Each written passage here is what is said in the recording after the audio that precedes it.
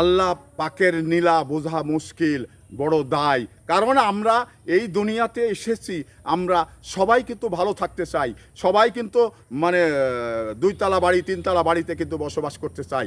কিন্তু আল্লাহ এই মানুষকে একজন ঠেলা গাড়ি চড়ে ভিক্ষা করছেন, একজন পাঁচতলাতে দিন যাপন করছেন। এই বৈষম্য আপনার দুনিয়াতে সৃষ্টি হয়েছে এবং শেষ পর্যন্ত থাকবেন। তো এ নিয়ে ঠেলা গাড়িওয়ালা যদি মনে কষ্ট পান তাহলে কিন্তু আল্লাহ নারাজ হবেন। আপনাকে যে জায়গায় আল্লাহ পাকে রেখেছেন ওই জায়গা থেকেই আল্লাহর শুকরিয়া আদায় করুন। কারণ আল্লাহ বলেছেন, এটা কিন্তু হাদিস, আল্লাহ বলেছেন যে এই দুনিয়ার জিন্দেগিতে যারা বেঈমান তাদের কিন্তু অর্থ সম্পদের কমতি থাকবে না।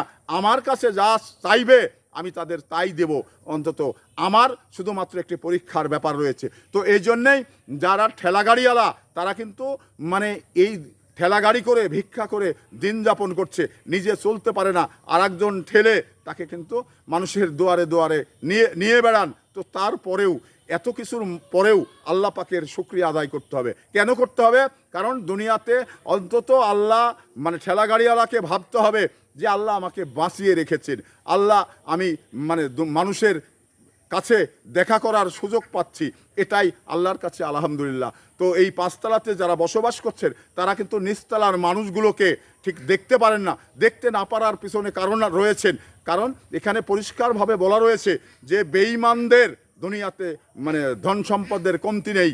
যারা সৎভাবে জীবনযাপন করবে, যারা সৎ মানুষ, তারা দুনিয়ার জিন্দেগিতে তাদের কষ্ট হবে, আখেরাতের জিন্দেগিতে তারা সুখে সুখে দিন যাপন করবেন।